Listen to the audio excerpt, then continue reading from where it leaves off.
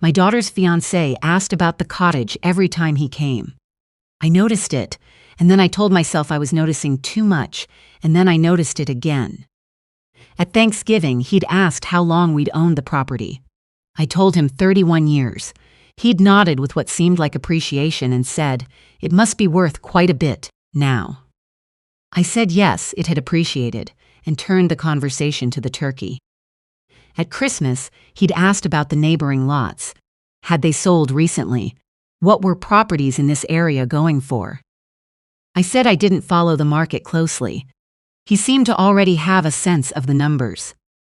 On Victoria Day weekend, standing at my kitchen window, in the same spot he always chose, looking out over the dock and the lake, and the 200 feet of south-facing shoreline, he asked whether I'd updated my estate documents since my husband had passed. I was 63 years old. I had taught secondary school English for 34 years. I had spent 3 decades watching teenagers construct careful approaches to difficult requests, circling what they actually wanted without ever quite arriving at it directly. I knew, better than most people, what it looked like when someone was working towards something. I set down my coffee and said evenly that my solicitor handled all of that. He said something pleasant and smiled his pleasant smile, and the moment passed. But I didn't let it pass inside. That night, after he and my daughter had driven back to Toronto, I sat in my late husband's armchair and let myself think through what I'd been pushing aside for months. What I arrived at frightened me, not because I was certain I was right, but because 34 years of trusting my instincts about people had never, not once, led me in the wrong direction. I called my solicitor the next morning. She had handled my husband's estate.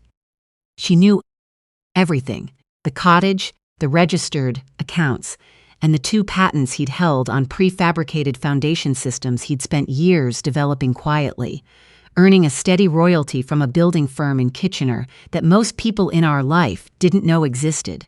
My husband had been a contractor for 40 years, and he had built our life exactly the way he built foundations: deep, solid, without advertising what was underneath. We drove modest cars.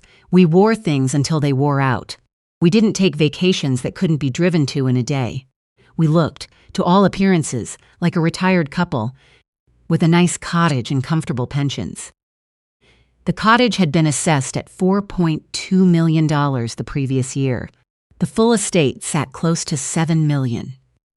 The county records would show acreage and waterfront footage. They wouldn't show anything else.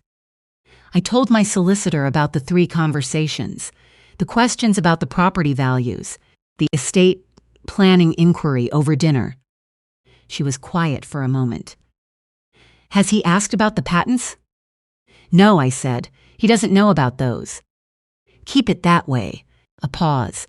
"Give me a week and don't sign anything he puts in front of you." I told her I was probably reading too much into ordinary curiosity. She said she would prefer to be wrong together than to be right alone later. She called back 8 days later. Her voice was careful in the way I had learned to dread. The careful voice she'd used when she'd walked me through my husband's estate, the one that meant the news was real, and there was no gentle way to arrive at it. He had done this before. There was a family in Red Deer, Alberta, a widow in her early 60s, a daughter who'd become engaged to a man who presented himself, in that iteration, under a slightly altered version of the same name, the kind of small change that's invisible unless you're already looking. He had worked his way into the family over 8 months, offering to help the mother review her registered accounts, steering dinner conversations toward financial planning, estate structures, long-term asset management. 2 weeks before the wedding, the daughter had discovered he'd submitted a capacity assessment request to the Alberta courts, citing concerns about her mother's cognitive health and decision-making. The family had engaged their own solicitors. A private settlement had been reached. He had disappeared before the RCMP got involved. "Is it the same person?" I asked. "The pattern is identical," my solicitor said. The name is slightly different.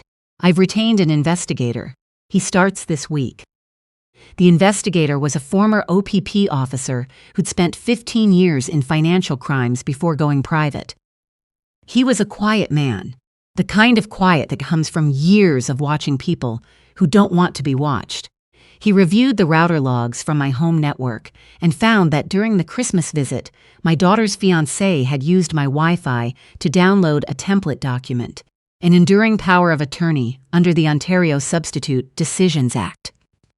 The financial version, the kind that, if properly executed and witnessed, would grant the named attorney control over bank accounts, registered funds, investment accounts, and property decisions. My name was not yet on any document, but he had the template saved. He had also, the investigator told me, made 2 phone calls to my bank. He'd identified himself as my financial advisor. The first call had been redirected. The second had been flagged by the branch as suspicious, a standard precaution, and an internal note generated. He'd been trying to confirm the balance of my RRSP. He wasn't curious about the cottage. He was planning around it. I sat with this for a long time. I thought about my husband, who had died at 61 on a Tuesday morning in February while checking on a foundation pour, gone before the ambulance arrived. 3 years, and I still sometimes turn toward his side of the bed in the night. I thought about my daughter, 31 years old, working as a landscape architect in Toronto, who had called me the night she met this man with a voice I hadn't heard from her in years, bright and unguarded with new feeling. She had been careful about love since a painful relationship in her late 20s. He had seemed to give her something she'd stopped expecting to find. Now I had to hold all of this, what I knew, what she didn't, and keep my face exactly right the next time he walked through my door. I did not tell her. It is the decision I have questioned most looking back, and also the one I would make again. I needed her to be able to look at him normally. Needed her not what she was looking for, because he was perceptive and she was transparent in the way that people are when they love someone. And I needed more than I had. Suspicion is not protection. Documentation is protection. The next 6 weeks were the longest I have lived since the weeks after my husband died. She called 3 times to talk about the engagement party. Guest list, venue, catering, whether to have a band or just a playlist. I said the right things and made the right noises, and at night I sat on the back deck in the dark and talked to the water the way I'd taken to doing when something felt too large to hold alone. My solicitor's contact, a retired RCMP officer who had spent a decade in financial crimes, reviewed the investigator's full report and confirmed what we were seeing was a pattern, not a coincidence, not a misunderstanding. He had done his research before he'd ever knocked on our door. The county records showed the waterfront acreage. With Muskoka values where they were, an informed person could estimate several million. He hadn't known about the patents, the portfolio, the full picture. But what he'd estimated was enough to make us worth the effort. He had also, the investigator found, contacted a private estate planner in Kingston under the pretense of being a client. He'd described, in careful but deliberately vague terms, a situation in which an elderly, widowed mother was showing signs of cognitive decline, and asked what steps a concerned family member might take to protect her assets. The estate planner had given a general answer and noted nothing at the time. Under investigation, she recalled the conversation clearly. He was not improvising, he was rehearsing. The engagement party was the first Saturday of June. 80 guests, a rented hall in town, his mother flown in from Calgary. My solicitor came as a guest. We had been friendly for years, and it wasn't unusual. The retired RCMP officer was there as her colleague. The investigator was parked on the street with a copy of the full report in a sealed envelope. I had a plan, we all had a plan. My daughter changed it. At 7:30, she found me near the kitchen alcove where I'd stepped away to collect myself. I saw immediately that she'd been crying in the last hour. She'd repaired her makeup, but not carefully enough. She pressed something into my hand, a folded note, pen on paper, rather than a phone screen. She'd thought about what could be found in a search history. I unfolded it. "Mum, I found a document on his laptop. He left it open when he went out for a walk this morning. There are numbers in it, your numbers, and a list of names. Please tell me I'm not crazy. I'm frightened." I looked at her. "How long have you known something was wrong?" she whispered. 2 months, I said, maybe 3. She closed her eyes. When she opened them, she looked like her father at his most resolved. That particular stillness he'd had before he made a decision that cost him something. "Tell me what to do," she said. I took her hand. "We do this together, right now." What she had found on the laptop was a folder he'd left open, careless, or perhaps simply accustomed to being the only person who looked. Inside it, a document titled Asset Summary, Muskoka, the cottage value, accurate within $50,000. An estimate of the RRSP balance, close enough to confirm what the bank call records already told us. A note that read, SDA Financial POA, execute before Labor Day. And a second page with a column of names, dates, provinces, settlement figures, the Red Deer name. A set of initials beside an entry from British Columbia that we hadn't known about yet. He was keeping a ledger. We walked back into the hall together. My daughter had straightened her shoulders. She looked, if you didn't know her, like a woman at her own engagement party. I nodded to my solicitor. He tried to be reasonable when it came to it. I want to say that because I think it matters. He didn't crumble or confess. He looked at the investigator's report on the table in front of him, then looked at the 80 people in the room who had gone very still, and he tried to construct a reasonable explanation. He said I had always been suspicious. He said my daughter was under strain. He deployed the particular kind of measured, sympathetic speech that works very well in private and fails completely when there are 80 witnesses and a former RCMP financial crimes officer in the room. There is a sworn statement from the solicitor who handled the Red Deer settlement, my solicitor said, and will be speaking to a third party in British Columbia this week. The RCMP Financial Crime Unit will have the full report by Monday morning. His mother, who had flown in from Calgary, looked at her hands. He left. The retired RCMP officer stepped outside and made a phone call. My daughter and I sat by the window after most of the guests had quietly gone. Someone had made us tea. The June light was still long on the floor, that slow Ontario dusk that takes its time. He kept a list, she said, of people he'd done this to, with amounts. He was organized, I said. I don't know if that makes it worse, or just stranger. Both, I think. She held her cup in both hands and stared at nothing for a long moment. I believed him, Mum. He was very practiced at being believed, I said. That is not your failure. That is what made him dangerous. She looked at the window.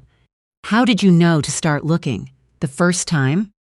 I thought about it, about the window he always stood at, about the specific angle of his head, the way his gaze tracked the shoreline rather than resting on it, about 34 years of students who needed something and approached it sideways, never quite head on. Your dad used to say that people show you who they are before they mean to, I said. You just have to listen to the parts they're not saying out loud. She nodded slowly. Then I found it myself, the document. You did, I said. You didn't talk yourself out of what you were seeing. That's harder than it sounds when it's someone you love. She was quiet for a while. I kept thinking I'd misread it, she said. I read it 4 times before I wrote you that note. I know. We were both protecting each other, she said. Neither of us knew the other one already understood. The RCMP investigation proceeded through the summer. The British Columbia case was confirmed.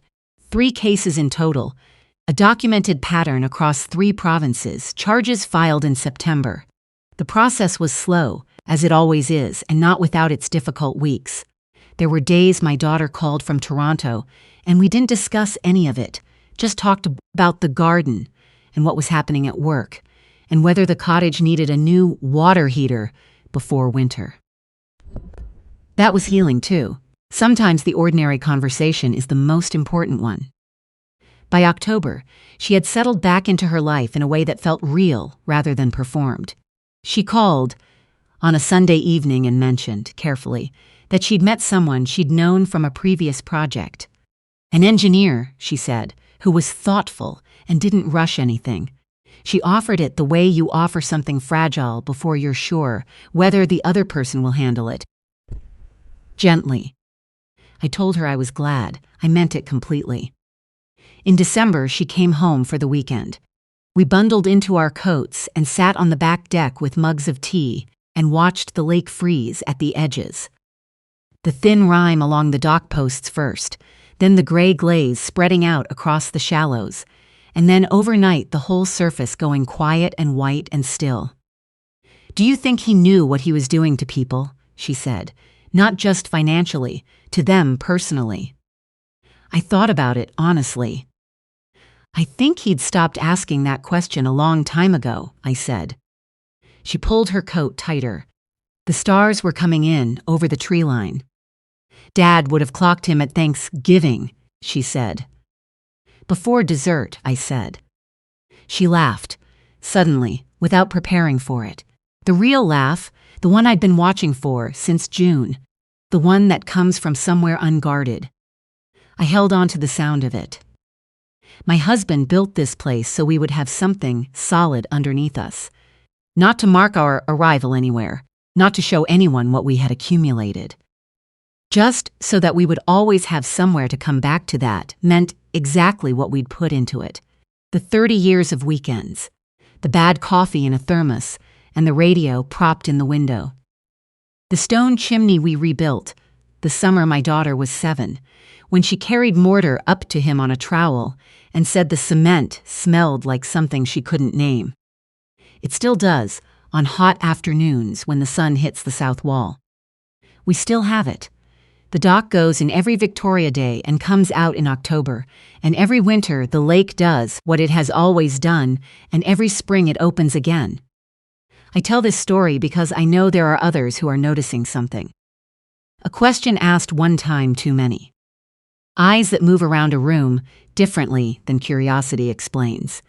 An offer of help with finances that comes with a specific, persistent interest in the particulars of what you own. These are not the observations of a suspicious or a paranoid woman.